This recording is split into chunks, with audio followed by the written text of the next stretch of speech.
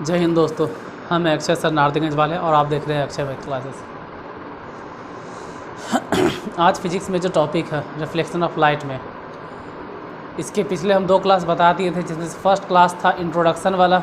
Introduction उसमें दिए थे, प्रकाश क्या है जो भी है सब चीज़ बताए थे, और उसका रिकैप भी कल किए थे। और कल जो हम बताए थे वो प्रकाश के परावर्तन के बारे में, जिसमें हम बोले थे कि किसी भी सम सर्वत्र माध्यम से आने वाली प्रकाश की किरणें परावर्तक सतह से टकराकर वापस उसी माध्यम में लौट जाती है। प्रकाश के लौटने की इसी घटना को प्रकाश का परावर्तन कहते हैं। प्रकाश के परावर्तन 2 प्रकार के हैं, एक नियमित परावर्तन और दूसरा अनियमित परावर्तन। नियमित परावर्तन क्या है? जब समानांतर किरण पुंज किसी चिकने तथा चमकीले सतह पर पड़ती है तो परावर्तन के बाद सभी परावर्तित किरणें एक दूसरे के समानांतर रूप से गमन करती हैं। ऐसे परावर्तन को नियमित परावर्तन कहते हैं। अनियमित परावर्तन की अगर बात की जाए तो जब समानांतर किरण पुंज किसी रुखड़े तथा खुरदरे सतह पर पड़ती है तो परावर्तन के बाद सभी परावर्तित किरणें एक दूसरे के समानांतर रूप से गमन नहीं करती। ऐसे परावर्तन को अनियमित परावर्तन कहते हैं। फिर कुछ बिंदुएं भी हम बताए थे, जैसे किसी भी माध्यम से आने वाली प्रकाश की किरण को आपतित किरण कहते हैं। परावर्तक सतह से टकरा कर लौट जाने वाली प्रकाश की किरण को परावर्तित किरण कहते हैं। फिर वैसा सतह जिससे प्रकाश की किरण टकरा कर वापस उसी माध्यम में लौट जाती है उसे परावर्तक सतह कहते हैं। परावर्तक सतह पर वैसा बिंदु जहाँ पर आपतित किरण पड़ती है उसे आपतन बिंदु कहते हैं। आपतन बिंदु पर डाला गया लंब अभिलंब कहलाता है। फिर आपतन कोण था, तो आपतित किरण और अभिलंब के बीच बनने वाला कोण आपतन कोण कहलाता है। फिर परावर्तन कोण था, परावर्तित किरण और अभिलंब के बीच बनने वाला कोण परावर्तन कोण कहलाता है।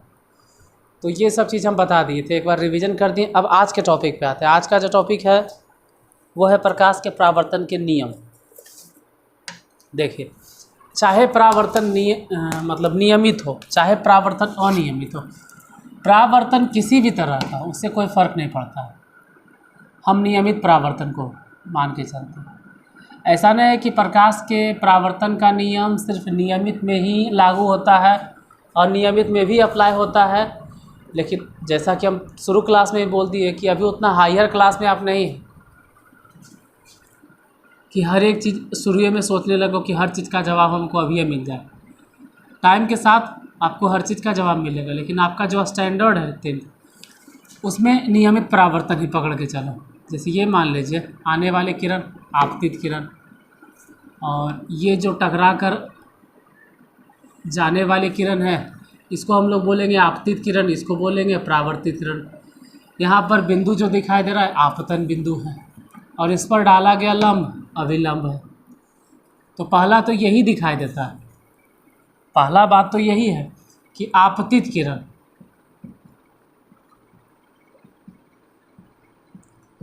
परावर्तित किरण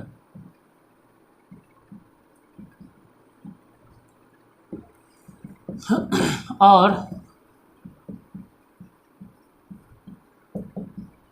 आपतन बिंदु पर डाला गया अभिलंब, तीनों एक ही तल में होते हैं। बिंदु में नहीं बोलेंगे, नहीं, क्यों नहीं बोलेंगे? यहाँ तो एक ही बिंदु पे दिखाई दे रहा है। वो अभी 10th लेवल के हैं तो आप एक बिंदु कह सकते हैं। 12th में एक बिंदु नहीं रहता है, तल रहता है, इसलिए तल याद रखिएगा। अब रहा बात कि आप अभी साबित कर दीजिए, तो अभी तो फिलहाल आप एक बिंदु भी कह सकते हैं कि पहला नियम क्या है, पहला यही है, पहला यही पॉइंट है कि आपतित किरण,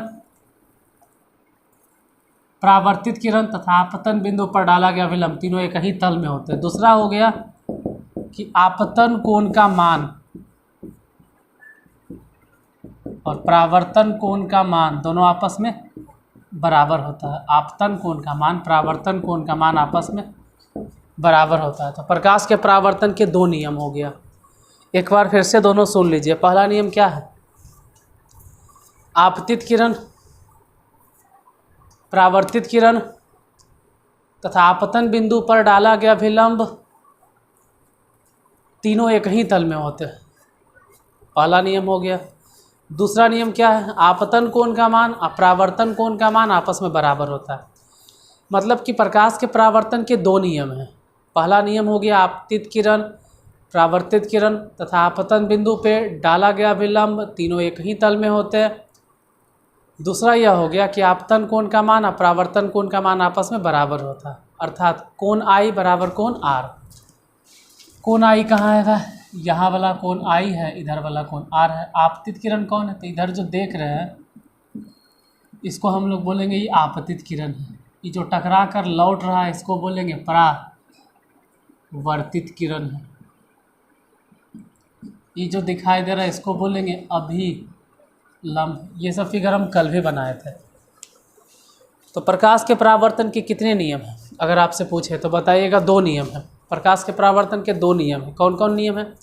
पहला नियम क्या है ज़रा ये बताइए। तो पहला नियम बताइएगा कि आपतित किरण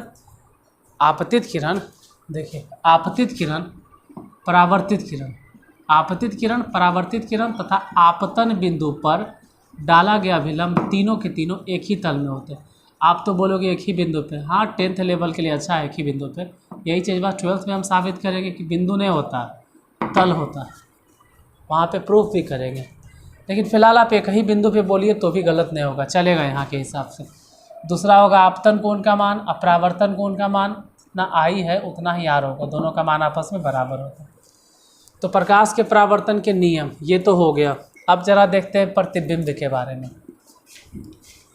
हालांकि प्रतिबिंब जो टॉपिक लिखा गया है ये हमको बताना चाहिए था परावर्तन और अपवर्तन के बाद। खैर देखो अभी पढ़ा देते हैं, फिर हम परावर्तन के बाद भी अपवर्तन के बाद पढ़ा देंगे। यहाँ फ़िलहाल प्रतिबिंब पढ़ाना है, लेकिन किसके बेसिस पे? परावर्तन के बेसिस पे। प्रतिबिंब क्या होता है देखिए पहले समझने का प्रयास कीजिए। यहाँ मान लो जैसे कि कोई वस्तु है, सपोज दैट ये ऑब्जेक्ट है, कोई वस्तु है, और इधर मान लीजिए कि यहाँ पर सन है या सोर्स ऑफ लाइट है। सन ही क्यों बोले, हम सन हटा दो और सन के जगह पे कोई भी सोर्स ऑफ लाइट बैठा दो, सन बल्ब जो भी रहे। और यहाँ पर आँख है, किसी आदमी का आँख है। अभी नहीं कहिए आँख है रेटिना, ऐसा तो समझाने के लिए था कि आँख के साथ रेटिना भी होना चाहिए। जैसे ही इस सोर्स ऑफ लाइट से प्रकाश की किरण आती है इस पर, तो ये तो ध्यान से देखो ये आने वाला किरण है। आने वाली किरण को हम लोग बोलेंगे आपतित किरण। और यहाँ से टकरा कर कहाँ पर मिलेगा? हमारे आँखों पर, जैसे भी मिले आँखों पर, मतलब ये आपतित किरण है। आई वाला बोलेंगे क्या हो गया? परावर्तित किरण। अब यहाँ से तो हमको लगता है कि चलो भाई ये वाला बीच वाला प्रोसेस क्या हो गया? परावर्तन, तो हमको दिखता है। लेकिन परावर्तन के बाद जब आँख के अंदर प्रकाश की किरण अंदर जब जाता है ना, तो अंदर में पढ़ोगे अभिनय, कुछ दिन के बाद बताएंगे कि आँख के अंदर अपवर्तन वाली घटना घटती है।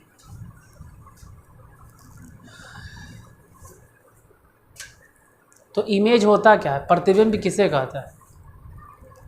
तो प्रतिबिंब का डेफिनेशन ये होता है कि किसी भी वस्तु से आने वाली प्रकाश की किरणें, किसी भी वस्तु से आने वाली प्रकाश की किरणें, कहेंगे ये वस्तु थोड़ा है सर, नहीं गलती हो गया, ये सोर्स ऑफ लाइट है। वस्तु तो ही है, किसी भी वस्तु से आने वाली प्रकाश की किरणें। ये अलग बात है कि इस वस्तु से प्रकाश नहीं आ रहा है सर, प्रकाश तो सोर्स ऑफ लाइट से आ रहा है, उससे कोई फ़र्क नहीं पड़ता है कि सोर्स ऑफ लाइट से आ रहा है। हम तो यही देखेंगे कि इस वस्तु से प्रकाश आ रही है। हाँ, इसको प्रकाश कहाँ से मिला? तो प्रकाश स्रोत से। लेकिन हम प्रकाश स्रोत नहीं बोलेंगे, हम बोलेंगे किसी भी वस्तु से आने वाली प्रकाश की किरणें परावर्तन के बाद या अपवर्तन के बाद, परावर्तन के बाद या अपवर्तन के बाद। अपवर्तन क्यों बोल रहे हैं? क्योंकि जब आँख में किसी का प्रतिबिंब बनता है, जैसे हम आपको देखते हैं या आप हमको देख रहे हैं, तो आँख के अंदर अपवर्तन वाली घटना घटती है, याद रखिएगा। तो किसी भी वस्तु से आने वाली प्रकाश की किरणें परावर्तन के बाद या अपवर्तन के बाद, तो यहाँ तो अपवर्तन है, किसी भी वस्तु से आने वाली प्रकाश की किरणें परावर्तन के बाद या अपवर्तन के बाद जिस बिंदु पर मिलती है या मिलती हुई प्रतीत होती है, वही बिंदु उस वस्तु का प्रतिबिंब कहलाता है। फिर से एक बार रिपीट करते हैं।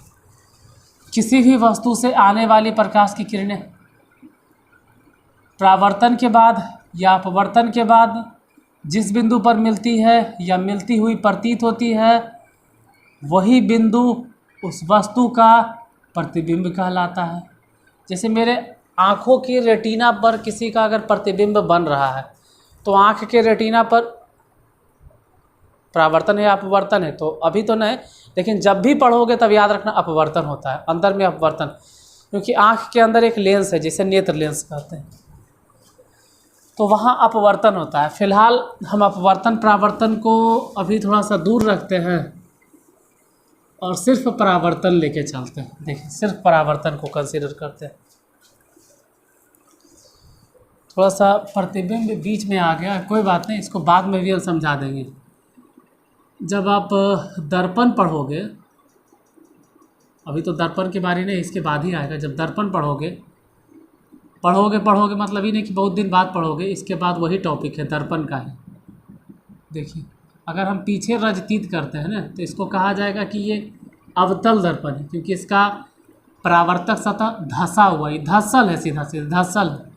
और जो ऐसे देख रहे हो पीछे रजतीत है, तो सामने वाला उठल है, ये जाहिर सी बात है उठा हुआ, और इसका परावर्तक सतह धंसा हुआ, तो इसको हम लोग बोलेंगे कि अवतल दर्पण। अब दर्पण कहाँ से आ गया सर? तो आज का टॉपिक दर्पण नहीं है, याद रखना। आज कहीं भी दर्पण का जिक्र नहीं है, तो दर्पण के लिए कल का वेट करो, कल हम दर्पण बताएंगे। और ये जो दिखाई दे रहा है इसको बोलेंगे कि उठल है, इसका मतलब ही उत्तल दर्पण है, ये कल का टॉपिक है। फिलहाल तो प्रतिबिंब समझाने के लिए हम इसको लिए हैं। अब देखिए, समझाना क्या, ऐसे एक लाइन खींच देते हैं, इसको कहा जाता है प्रधान अक्ष। आप जानते हैं तो अच्छी बात है, नहीं जानते हैं तो टेंशन नहीं लेना है, ठीक है।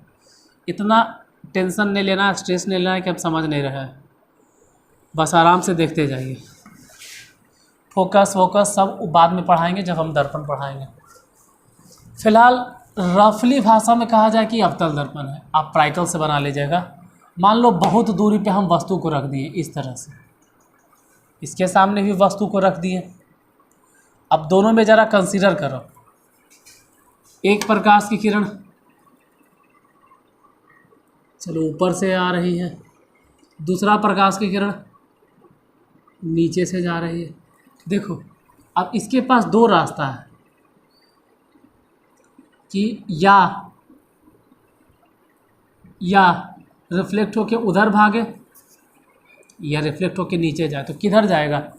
तो ऊपर देखोगे ना तो रास्ता बंद होते जा रहा है, गेट लगते जा रहा है, गेट सिकुड़ते जा रहा है। लेकिन ये देखोगे ना तो ये दूर होते जा रहा है गेट, पहले यहाँ पे है फिर थोड़ा सा खुला, यानी कि यहाँ से परावर्तन के बाद ऐसे गुजरेगा। और ये भी वही बात है, इधर देखें तो गेट लगते जा रहा है, गेट बंद होते जा रहा है, तो उधर का रास्ता इसको खुला मिला, तो ये भी जिधर खुला मिलेगा उधर भागेगा। देखो, नेचर में ऐसा दिया गया है, सबको हक दिया गया कि जिधर खुला जगह मिले उधर भागो, तो ये भाग गया और यहाँ पे आके मिल गया। अभी मत बोलना फोकस है, हम जानते हैं फोकस है, कुछ लोग को मालूम होगा फोकस है सर। हम अभी फोकस नहीं पढ़ा रहे हैं, दर्पण नहीं पढ़ा रहे हैं, अभी हम कुछ भी नहीं पढ़ा रहे हैं।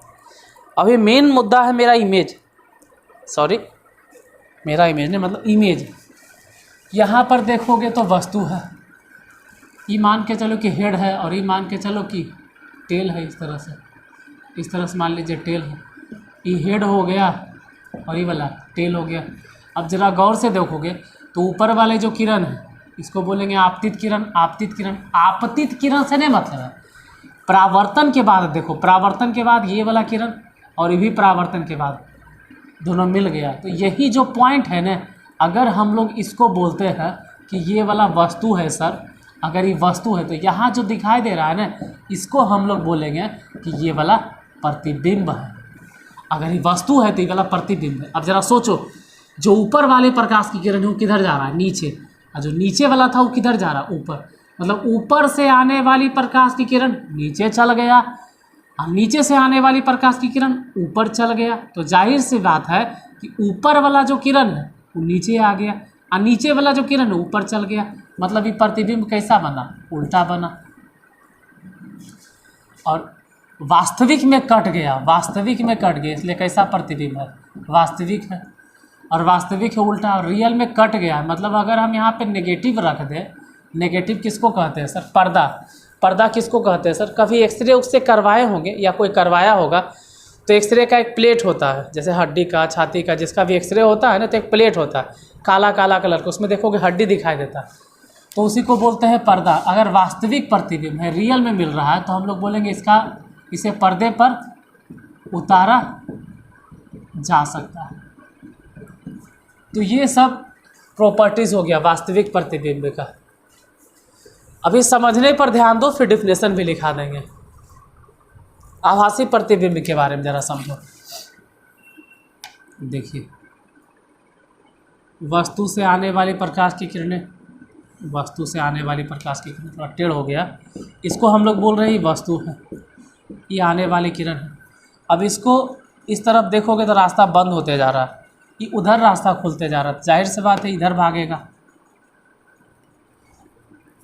और ये जो है देखो ना, रास्ता बंद होते जा रहा है। बंद मतलब ये वस्तु की तरफ जा रहा है, ये जो दर्पण है वस्तु की तरफ जा रहा है। ये भले ही खुला एरिया है, तो ये वाला इधर भागेगा। अब ये इधर भाग गया, परावर्तन के बाद इधर भाग गया, तो कैसे मिलेगा। और जब तक परावर्तन के बाद दोनों किरण नहीं मिलता है तब तक प्रतिबिंब नहीं बनेगा। तो ऐसे सिचुएशन में हम कंसीडर कर लेते हैं dot dot dot dot dot कि ये दोनों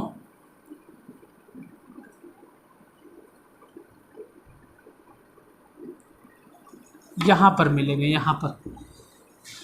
चलो इसको फोकस क्यों बोल दिया अभी हम, फोकस तो आपको कल बताएंगे जब हम दर्पण पढ़ा देंगे। तो ये प्रतिबिंब है, क्यों, क्योंकि प्रतिबिंब का डेफिनेशन ज़रा एक बार फिर से सुन लो। किसी भी वस्तु से आने वाली प्रकाश की किरणें, किसी भी वस्तु से आने वाली प्रकाश की किरणें, किसी भी वस्तु से आने वाली प्रकाश की किरणें परावर्तन के बाद या अपवर्तन के बाद जिस बिंदु पर मिलती है, या अगर नहीं भी मिल रहा तो मिलती हुई प्रतीत होती है। फिर से सुनो, किसी भी वस्तु से आने वाली प्रकाश की किरणें परावर्तन या अपवर्तन के बाद जिस बिंदु पर मिलती है या मिलती हुई प्रतीत होती है, वही बिंदु उस वस्तु का प्रतिबिंब कहलाता है। तो ये तो वास्तविक में मिल गया था, इसीलिए वास्तविक प्रतिबिंब बोले। और वास्तविक प्रतिबिंब है मतलब ऐसे मिला है तो उल्टा प्रतिबिंब है, और पर्दे पर उतारा जा सकता है। वास्तविक है क्योंकि वास्तविक कटान से बना है। ठीक है, ज़रा इसमें मार्कर नहीं चल रहा है, इसमें आ जाइए। इसमें देखो, ये तो रियल में नहीं मिला था, इसको तो ज़बरदस्ती हम लोग मिलाए थे, इसको बोलेंगे कि वाला आभासी प्रतिबिंब है। क्यों, क्योंकि आभासी कटान से बना है, आभासी कटान से बना है। अब देखो, जो ऊपर से प्रकाश की किरण जा रहा था वो तो डॉट डॉट डॉट ऊपरे में मिल गया, और जो नीचे से जा रहा था वो नीचे में मिल गया। मतलब ऊपर वाला ऊपरे रह गया। देखो ना, यहाँ से भी समझ सकते हैं कि ऊपर वाला ऊपरे भाग गया, नीचे वाला नीचे भाग गया। यहाँ क्या था, जो ऊपर वाला वो नीचे की ओर जाना चाह रहा है, जो नीचे वाला ऊपर की ओर जाना चाह रहा है। इसमें वो बात नहीं है, जो ऊपर है ऊपरे जाना चाह रहा है, जो नीचे है वो नीचे जाना चाह रहा है। उधर नहीं देखना, इधर देखना। यानी यहाँ पे जो प्रतिबिंब होगा वो सीधा होगा। ठीक है, और जाहिर सी बात है कि आभासी है, तो ये तो आभासी है, ऐसा आभास किया गया, इसको नेगेटिव पे नहीं उतारा जा सकता। मतलब पर्दे पर उतारा नहीं जा सकता है। तो ऊपर वाला उदाहरण हो गया वास्तविक प्रतिबिंब, नीचे वाला उदाहरण हो गया आभासी प्रतिबिंब। यानी प्रतिबिंब दो प्रकार के होते हैं। पहले एक बार रिपीट कर दे रहे, प्रतिबिंब किसे कहते हैं, किसी भी वस्तु से आने वाली प्रकाश की किरणें परावर्तन के बाद या अपवर्तन के बाद जिस बिंदु पर मिलती है या मिलती हुई प्रतीत होती है, वही बिंदु उस वस्तु का प्रतिबिंब कहलाता है। लिख लिए होंगे, 2-3 बार रिपीट किए। प्रतिबिंब दो प्रकार के होते हैं। पहला नंबर में वास्तविक प्रतिबिंब, दूसरा नंबर में आभासी प्रतिबिंब। इंग्लिश में लिख चुके हैं, रियल इमेज, वर्चुअल इमेज, वास्तविक प्रतिबिंब, आभासी प्रतिबिंब।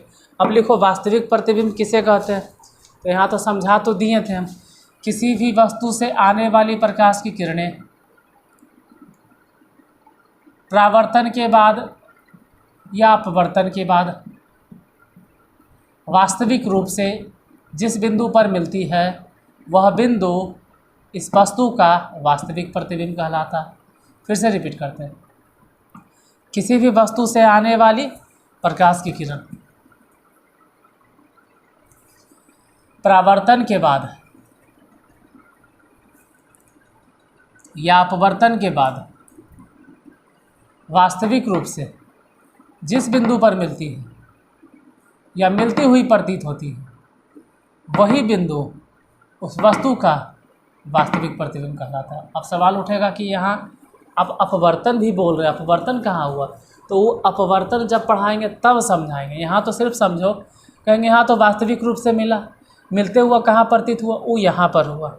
यहाँ पर मिलती हुई, सॉरी लगता है गलती बोल दी है, किसी भी वस्तु से आने वाली प्रकाश की किरण परावर्तन या अपवर्तन के बाद वास्तविक रूप से जिस बिंदु पर मिलती है वही बिंदु उस वस्तु का वास्तविक प्रतिबिंब कहलाता है। ध्यान देना, इसमें हम बोल रहे हैं वास्तविक रूप से मिलती है, वास्तविक रूप से मिलती है, इसमें हम बोल रहे हैं ना कि वास्तविक रूप से मिलती है, जबकि यहाँ जब हम बोलेंगे तो इसमें बोलेंगे आभासी रूप से मिलती हुई प्रतीत होती है।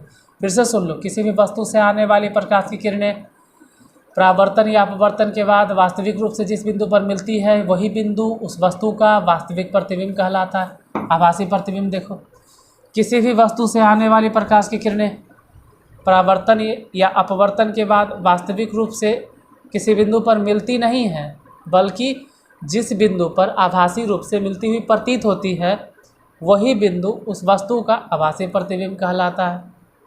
फिर से रिपीट कर रहे हैं, किसी भी वस्तु से आने वाली प्रकाश की किरण, किसी भी वस्तु से आने वाली प्रकाश की किरण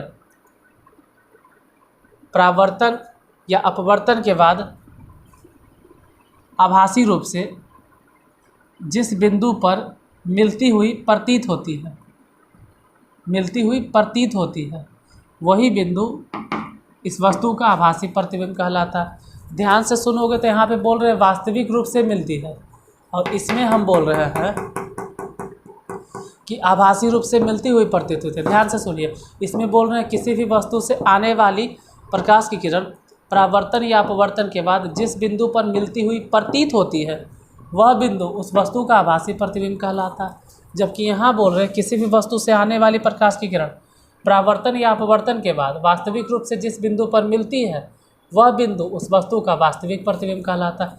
वास्तविक प्रतिबिंब, आभासी प्रतिबिंब दोनों का परिभाषा हो गया, डेफिनेशन आप लिख लिए। अब जरा दोनों में डिफरेंस देख लेते हैं, तो हम समझा दिए। अब लिख लीजिए वास्तविक प्रतिबिंब तथा आभासी प्रतिबिंब में अंतर।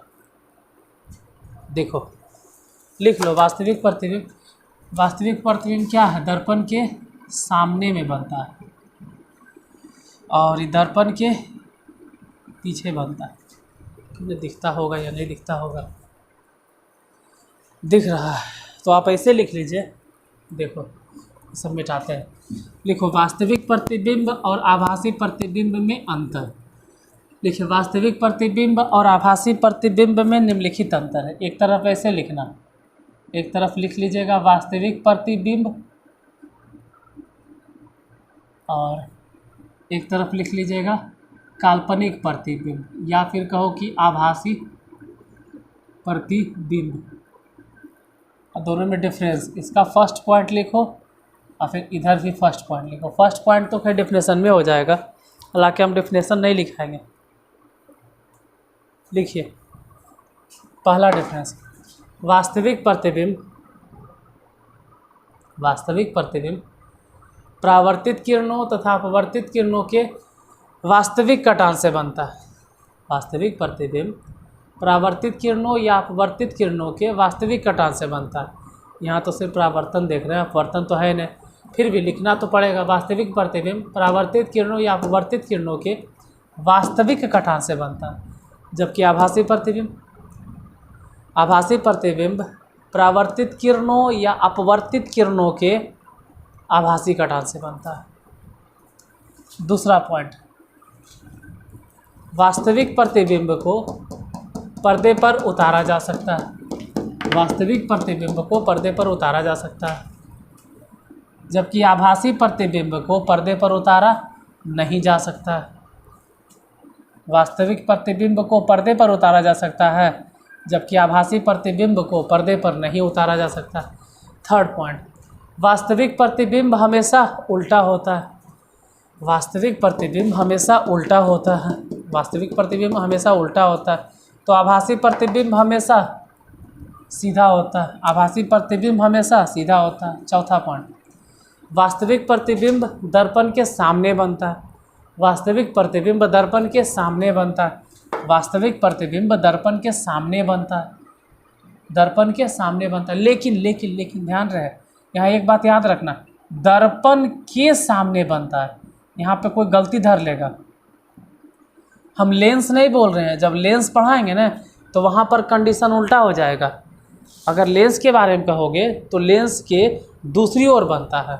अभी लेंस हम पढ़ा नहीं रहे हैं तो उसका जिक्र भी नहीं कर रहे हैं। वास्तविक प्रतिबिंब दर्पण के सामने बनता है, जबकि आभासी प्रतिबिंब दर्पण के पीछे बनता है। तो 4 पॉइंट तो हो गया, ठीक है। यही चारों पॉइंट से काम चलाइए और आज का जितना टॉपिक था वो हो गया क्लियर। फिर इसके आगे पढ़ने के लिए मिलते हैं नेक्स्ट क्लास में। आज के लिए धन्यवाद।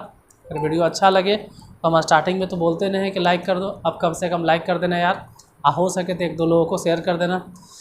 चलिए, आज इतना देर देखे इसके लिए बहुत बहुत धन्यवाद। पढ़ते रहिए और अपना ख्याल रखिए। फिर मिलते हैं कल।